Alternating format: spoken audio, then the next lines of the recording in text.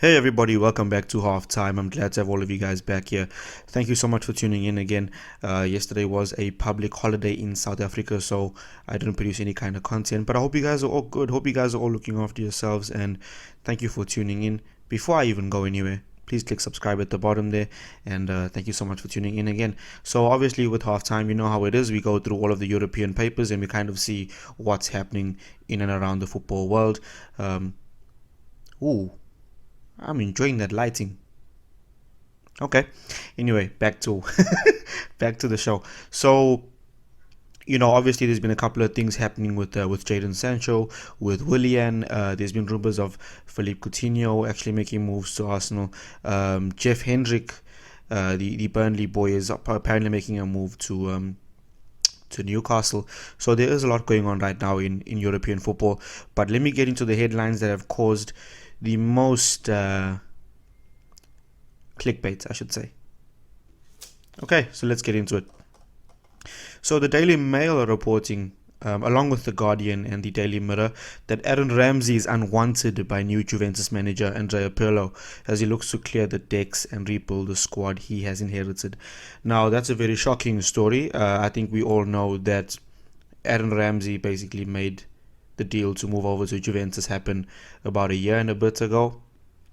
He left Arsenal and he basically took the chance on a free, by the way, to move over to Juventus to basically try and reignite his career. In that moment in time, he was doing quite well at Arsenal. Right now, he had 24 appearances this year with 3 goals and 1 assist. I don't think it's good enough for Aaron Ramsey, but plenty of clubs have shown interest in Aaron Ramsey right now, with Andrea Pirlo wanting to get rid of him. How do you guys feel? Would Aaron Ramsey be accommodated back at Arsenal? A lot of clubs are apparently in for him, so you know it's quite wild that Aaron Ramsey spent 1 year at Juventus and now he's basically on the way out. It just shows you that the grass is not always greener. I think he should have actually signed an extension and just stayed at Arsenal. I think at that moment in time, I think it was under Unai Emery, Arsenal weren't showing much ambition to challenge the elite. I think under Mikel Arteta, there's this new stewardship now that's pushing them in the correct direction. I think Aaron Ramsey would do well to go back to Arsenal. He's on £250,000 a week. I think if there's any chance of him coming back to Arsenal, he's going to have to come back and take a major wage cut, because I don't think Arsenal are well known for paying those kind of wage packages. I think the only person that's actually allowed to get that kind of wage package is Pierre-Emerick Aubameyang. Anyway, moving on to Liverpool. So Liverpool have signed Kostas Tsimikas for £11.7 million. They've basically signed him from Olympiacos. He's a Greece left back right now. I think he's had about 3 or 4 appearances for the national team, but he's been the most impressive player in the Olympiacos team. Liverpool are actually very happy to finally have backup for Andy Robertson as well. So I'm glad that Klopp finally has backup for Andy Robertson, and it's a good thing. It finally provides decent competition for Andy Robertson, because I don't believe Andy Robertson has had adequate competition at left back. I think for the longest time we've been playing James Milner. We've been playing James Milner at left back, and that's not been good. I mean, at 34, I think he's 34 now. At 34 years of age, I think we'd want him in the middle of the park. I think he's very efficient in the center, and he can do a very good job for us going forward. Mr. Versatility, as they call him. I don't think he belongs at left back, even though he did a very good job for us. I think it's about time that Liverpool actually found quality competition for Andy Robertson, because that, like I always say about this competition thing, it lights a fire under his bum. So I'm actually very much welcoming the signing of Kostas Tsimikas. I saw the game against Arsenal in the Europa League when they played Olympiacos, and Tsimikas he's a very brave attacking left wing back. He gets up and down the pitch very well. He's got a very similar engine to Andy Robertson. That marauding up and down. He's got that to his game. Great running power. I think Klopp also appreciates a bravery in his football players. So I think Tsimikas is a great signing for Liverpool. Signed him on the cheap as well. So, I hope that it really works out for Tsimikas. So Liverpool have signed him for £11.75 million from Olympiacos. Cool signing that. Okay, probably the most outrageous headline of the day.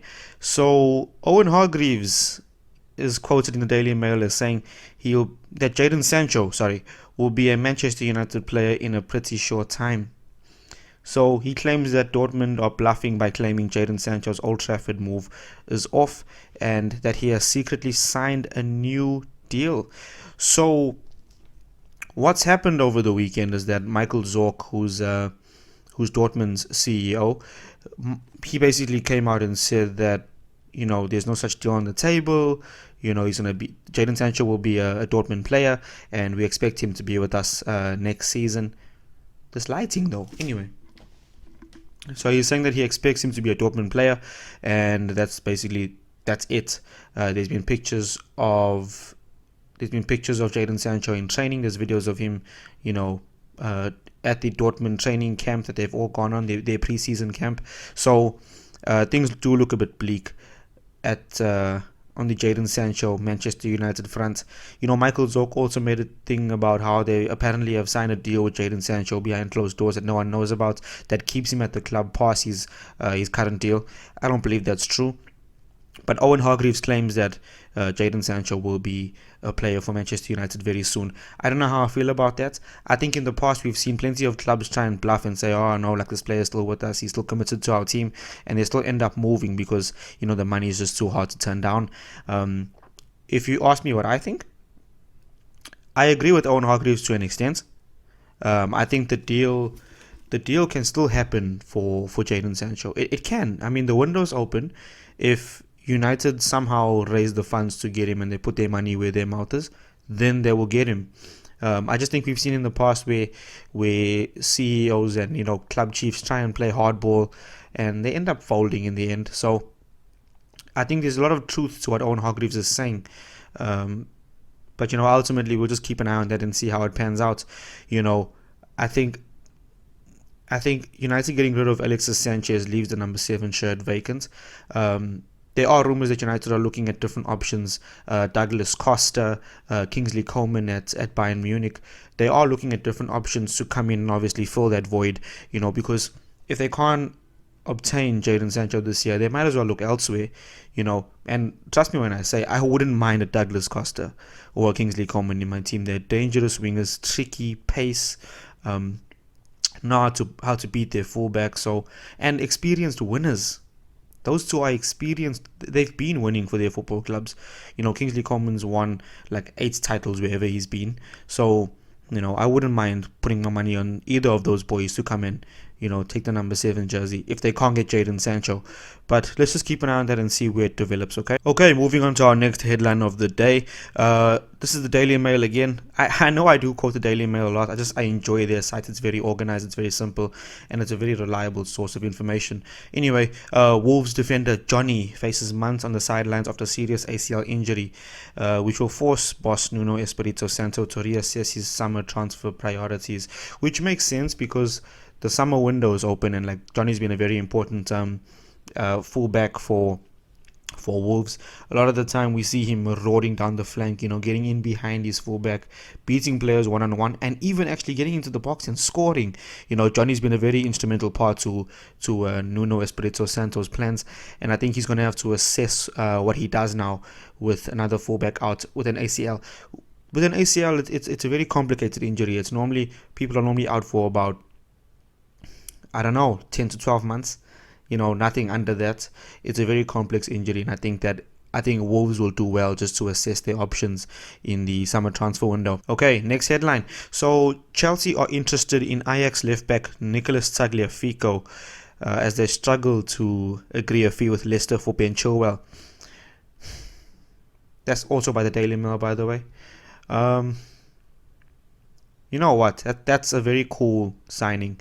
I think people were very impressed with Tagliafico in the last Champions League campaign for Ajax when we all saw him literally going wild down to the left hand side, and I think that's been a very problematic position for Frank Lampard and this Chelsea team because left backs.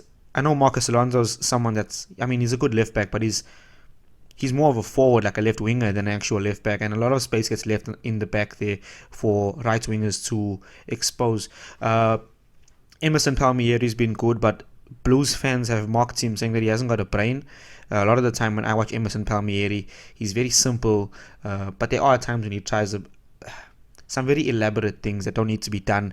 So I understand the Chelsea fans' frustration with their current left-back options, and Frank Lampard's taken the initiative to identify someone like Nicolas Tagliafico to come in and just make the left-back spot his own. I think if that has to happen, someone has to leave. There's been rumours of Marcus Alonso being scouted by Juventus. This is before Maurizio Sarri got sacked at Juve. But I think that left back is a very problematic position for Chelsea, and they have to sort that out sooner or later.